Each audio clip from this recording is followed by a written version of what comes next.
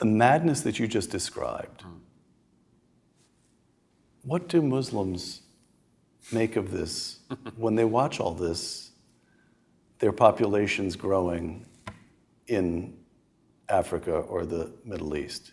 Is it, I mean, what comes across to us every so often, videos and so forth, there will be some imam denouncing the West as decadent.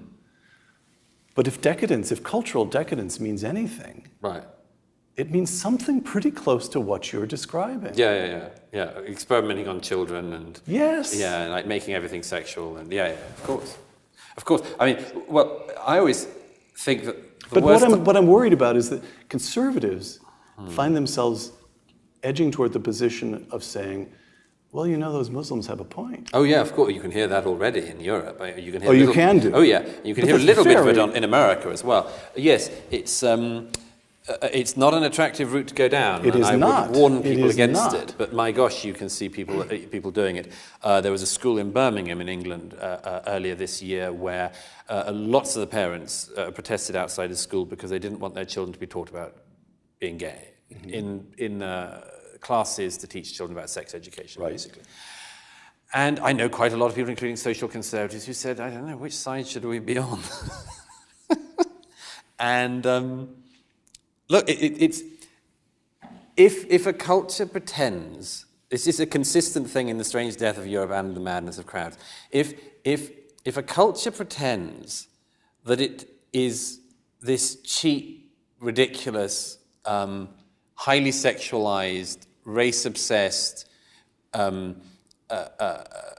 totally evidently self-contradictory thing, then it's hardly surprising if it doesn't survive, and it doesn't particularly deserve to. My own view has always been that it's just absurd to think that this is the sum of what we've had. And that's the obscenity of this, really. And that's why I say at the end of The Madness of Crowds, I want young people in particular to get fast ways out of this, shortcuts out of this madness, how to just get that out of your brain and get onto the life you need to live. And one of the things I keep coming back to is that we should have been asking this question much more all along these years of saying, compared to what? So, if there is a Muslim protest outside the kids' primary school because they don't want them to learn about gay, find out what it is they do want. What it is that they do want. And if it is that they want Saudi mores on these sorts of things and punishments of, then that's as well to have that out, because then we can make a clear decision.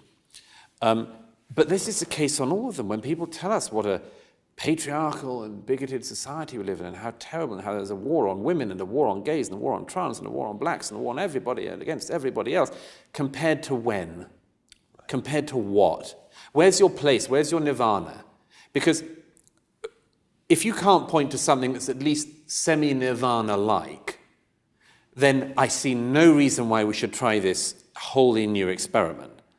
In reality, what the people do, if you say compared to what, they tend to, in your country as in mine, sort of reveal the foundations and say, you know, Cuban healthcare is particularly good, and so on.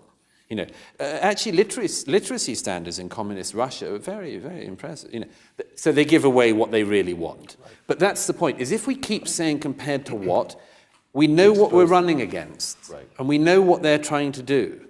And at the moment, we're just in this fog of not realizing the seriousness and the specific nature of the attempts that are being made to totally undermine, rewrite, and destroy everything that I think people of any political direction in our countries would have thought of until recently as at least a pretty good deal. I'm happy to say, but sorry to say, that you've given me just another very powerful image that... Okay. Douglas, back to the strange